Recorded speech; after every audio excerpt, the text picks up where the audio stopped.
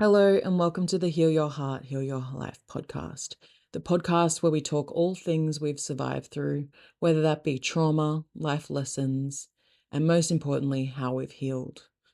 In the hopes that if there's a listener out there somewhere going through the same thing and they're feeling lost on what they can do to heal their hearts, they can come to this podcast to hear inspiring stories from people who've lived through what they're going through. You are seen, you are heard, and you are loved here. On today's episode, I'm really excited to introduce Priscilla. She's a relationship therapist, and we will be talking today about attachment styles in relationships, and what that looks like, what style you might be, what you might connect to, and also what you can do when you do identify that you might be part of a dynamic that an attachment style is coming out in. Yeah, so me and Priscilla met at a workshop at COI, Centre of You, in Melbourne, and it was really amazing to see someone who was also a relationship and couples therapist and was super passionate about the work that she did. And I know you'll get a lot of medicine from this episode and from Priscilla herself. She's a fantastic relationship therapist, and I can't wait to see what happens next in her career. Thank you. Thank you so much. What a beautiful introduction. Thank you for coming on. Oh, you're so welcome. This is so exciting. This is my first podcast with you and all your wisdom. And yeah, I love co-creating with you. So I'm really excited. Yeah, I can't wait for whatever it is to come between us. I think there's been some really cool stuff already, and that's why I wanted to get you on this podcast because I'm like, these conversations are just something that needs to be heard. Attachment styles. What are attachment styles? So you've probably heard about this potentially from your therapist or from pop psychology. It is very well known about attachment styles these days. However, I have noticed that there's not a lot about what to do once you found you're in an attachment style dynamic. And I think it's really important to be having these conversations so that people can be recognizing when it's happening and also knowing how to look after themselves when they're going through it. So attachment styles comes from the work of John Bowlby.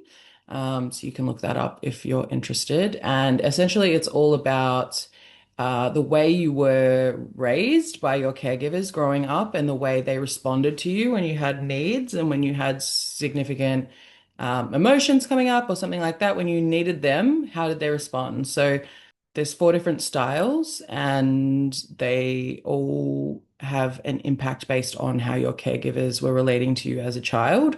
And what you find is that this persists through to adulthood. And then in your romantic relationships, you'll recreate these patterns that were happening to you in childhood with your main caregiver in your relationships. And they feel even more poignant and even more powerful because they have come from something in childhood that we might not be aware of. We might not have conscious awareness to access.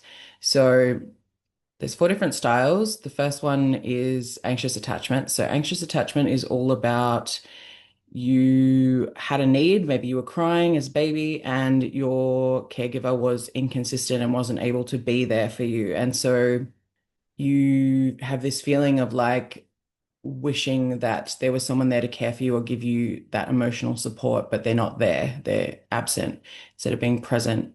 And this can be categorized by this persistent need to cling to partners when we feel them pulling away.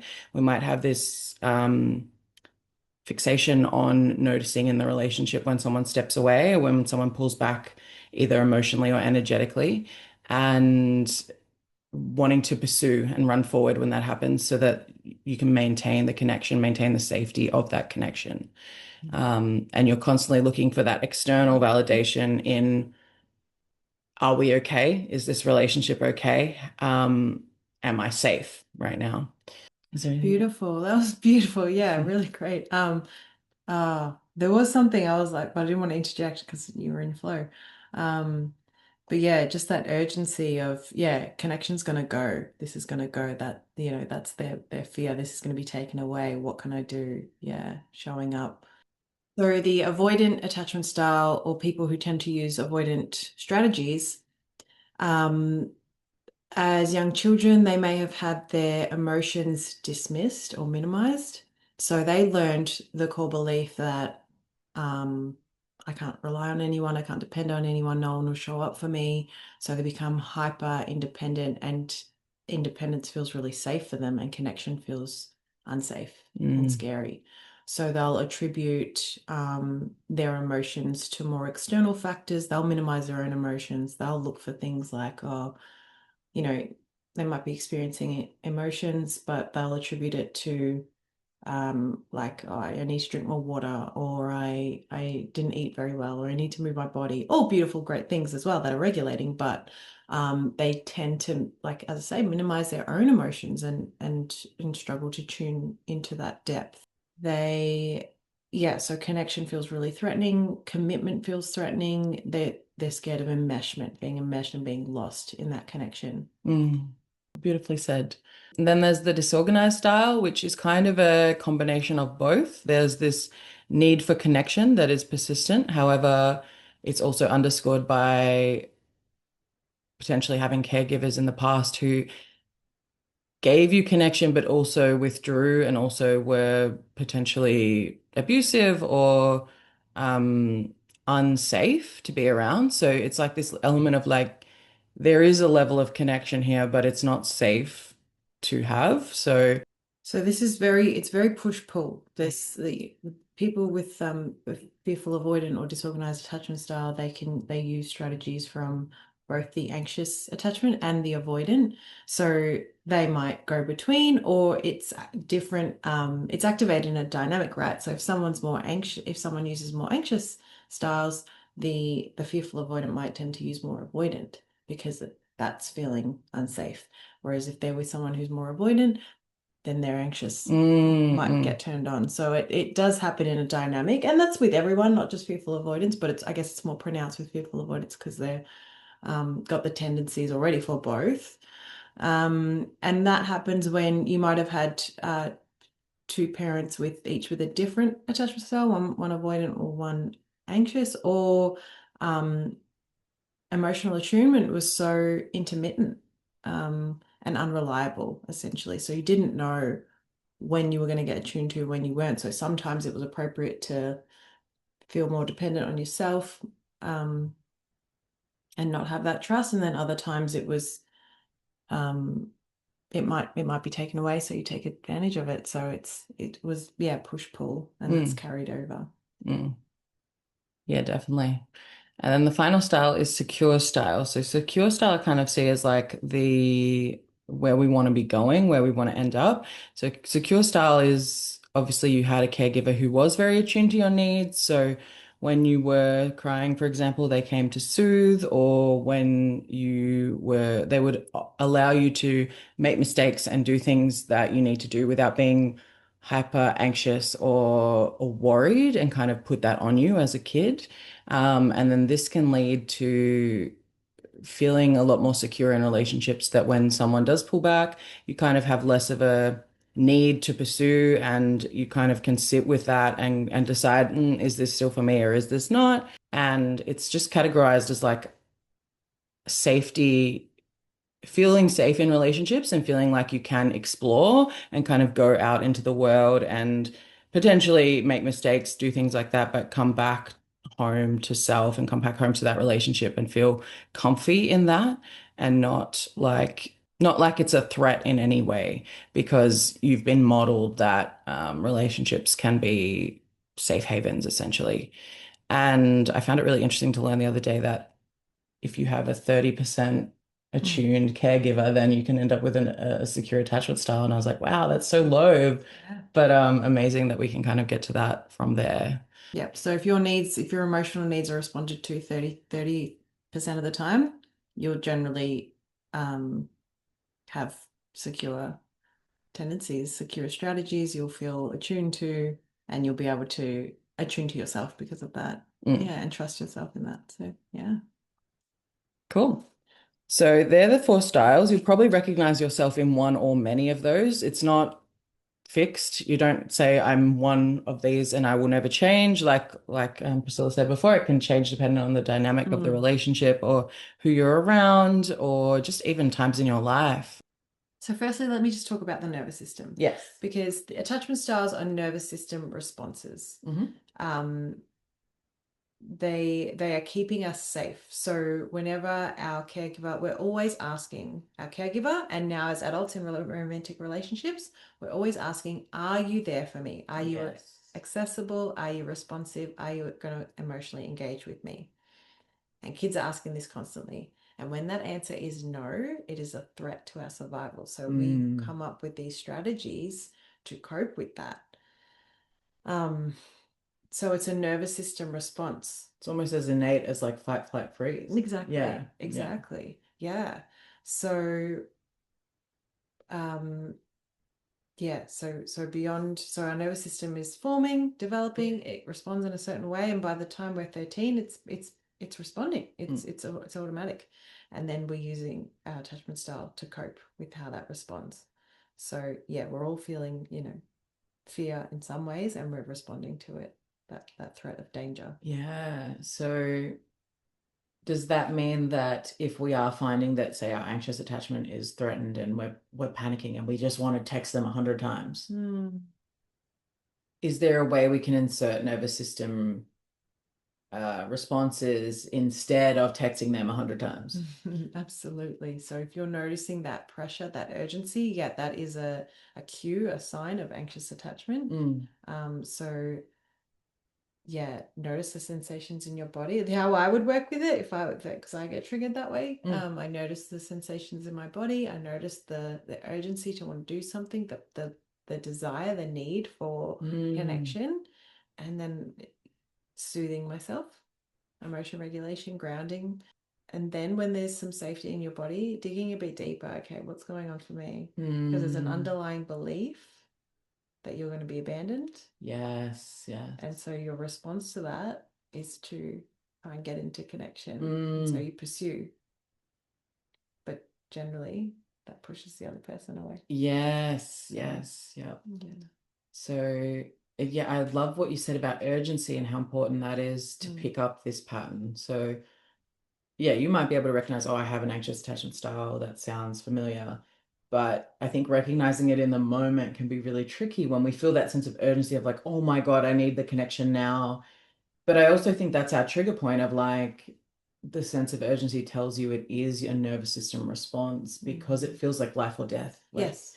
it Yep. feels so intense. Whereas if it's just an abandonment wound without this sense of attachment loss, I think you're more likely to be able to kind of go and have a moment and like it's a bit more slower, Mm. I find Mm-hmm. potentially.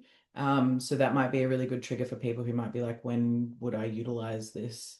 Or when would I need to utilize nervous system responses? Is like if you're feeling that urgency, like that's the point where it's like, oh, this is an attachment style thing, and I need to recognize that right now so I can work with it as opposed to just let it control me. Yeah, because Yeah, it's yeah. sensations in the body. Mm, Like you're picking up your phone, your heart might be faster, you're typing fast. yeah. Like there's a part of you that feels like if I don't text this person right now, I will die. Like Yes. that is very real. Yeah. So, and logically, yeah, disconnected from our amygdala, if we look at the theory of that, that's crazy. Yeah, Yeah. we know this. So it's a survival response. It's coming from our reptilian brain, Yes. like our animal brain that's just, yeah, feeling completely different.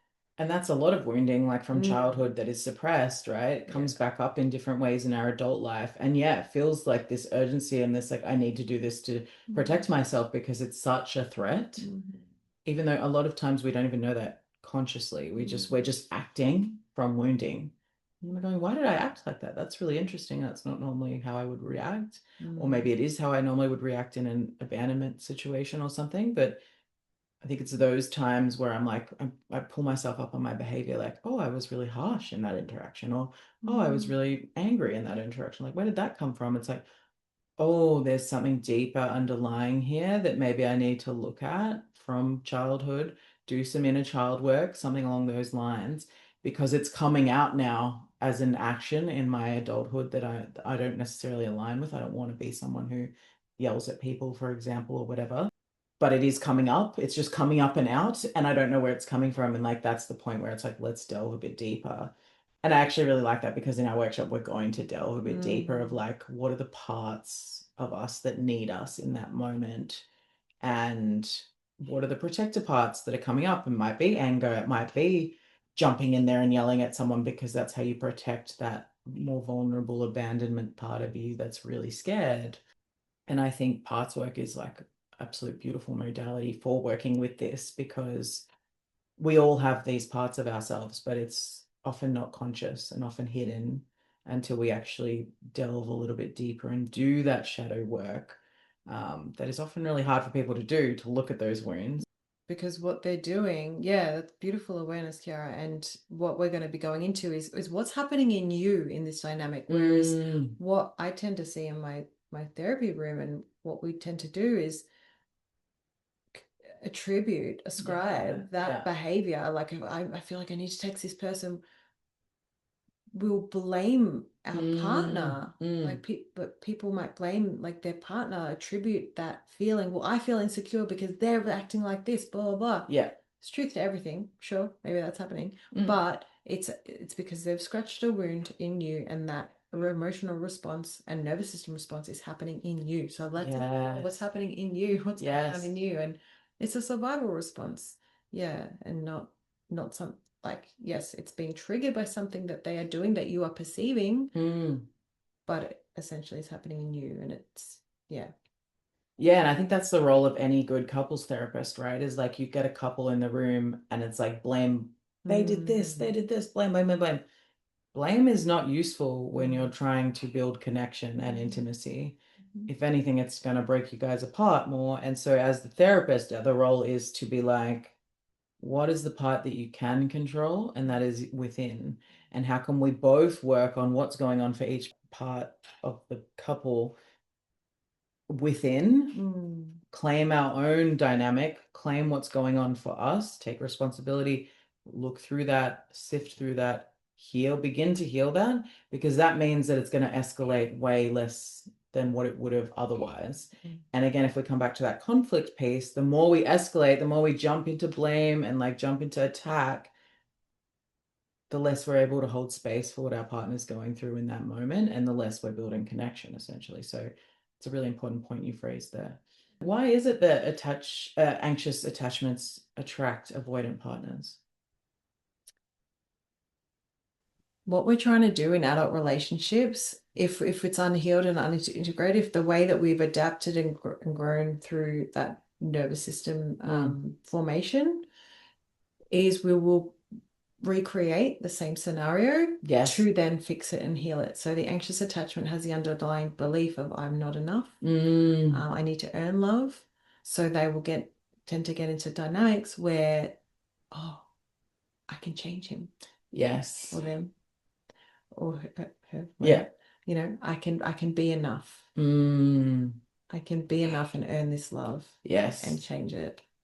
So, mm, Definitely. And mm, that's where the link between the parental stuff and the current relationship stuff you're dealing with goes hand in hand. I love using the analogy like, who wants to do shadow work? Who wants to look deep into their wounding? You're going to get no hands raised in that group, right? No one's going to go, yeah. Or maybe there'll be one brave person who goes, yeah, I'll look into my wounding. But if you say to someone, who wants to get in a relationship? mm, The entire room's going to put their hand up. mm. And that's the universe's weird, like, subconscious mind trick joke on us of like, we think relationships are to have love and be happy, but what they're actually, a lot of the time, their purpose is to help grow us as people Yes. and help us look at that shadow work that we wouldn't have been able to scratch that wound on our own. We needed to do it in a connection, in partnership, so we could heal it Yeah. because it's coming from our dynamic with our parents or our dynamic where we had to earn love in our family. And we've gotten into this relationship and this person is reacting in a very specific way that might be very similar to what we've grown up with, and it's scratching that wound for us to actually look into it. It's an opportunity to do that shadow work again that we might not have been able to consciously do it in childhood when we were young. We didn't Mm. have capacity to work through that, so it's coming up now in our adulthood to be able to be explored again, and for us to find some sort of meaning around that. And I think a lot of the time what we see in the general population is people end up in those wounding dynamics again and they just walk away and they kind of give up on it before it even has a chance to be healed.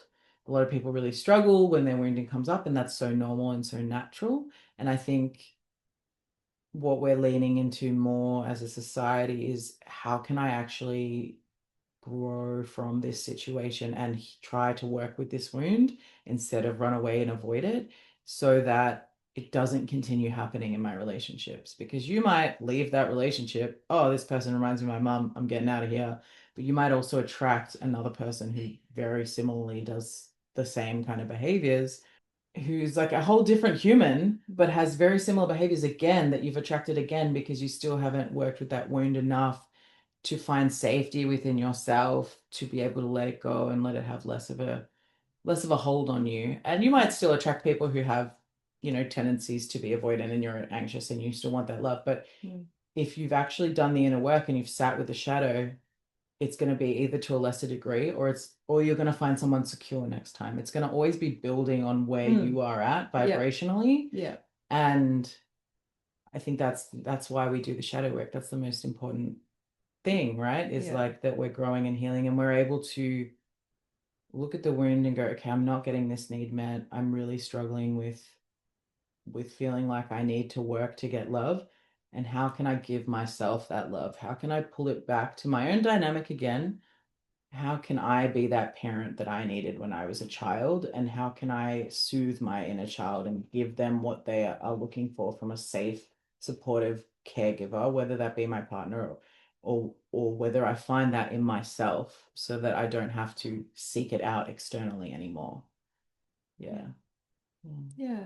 Yeah, beautiful. Yeah, it's having that awareness, like to excavate it. If it's excavating, we wrestle with it, right? Because it's familiar to us. Our nervous system loves what's familiar. Yes. So some people get into that dynamic and they'll really stay in terms of like wanting to fix it, wanting to change it, wanting to make it different. But once they turn the mirror on themselves and actually go, oh, okay, this is bringing up something for me to heal, work through, be seen, do the shadow work, then yeah, it will evolve and transmute. But what can happen is we want to stay and we want to fix and we get other focused and so that's where the suffering is, I think. Definitely. Yeah. So, if you had a dynamic with a couple in the room who maybe were anxious and avoidant and are really struggling with this in terms of having a lot of conflict about it, and that's maybe why they've come to couples therapy, like where would you start with that? Yeah, so that's a really common dynamic. It's called the pursue withdraw dynamic, and it's around 80% of couples have this dynamic. Yeah, well. Yeah, 75 to 80%. So, my job is to really understand it, both emotional experience. And with the pursuer, I want to try to soothe them, equip them to soothe themselves. Yeah. Notice that, there's an urgency, mirror back to them the urgency that's happening in them, the pressure around that, and normalizing how scary it feels. Yeah. And then with the withdrawer, you want that re-engagement. So if I'm noticing avoidant tendencies, again, really naming what they're feeling because they're not used to doing that. They're not used to going in and naming it, feeling it. So I might, use a evocative language, to bring out the emotion. And for me, it feels obvious. I can't know someone's emotional experience, but they'll often disagree with me, which I'm okay with because I don't care what your response is. That if they're disagreeing with me, that means they're still fine-tuning what it is they're feeling. So I'll just put something out there like, oh, I'm noticing this, or I sense you're feeling this. Is that right? And if it's no, great, because they're fine-tuning their emotional experience. Great.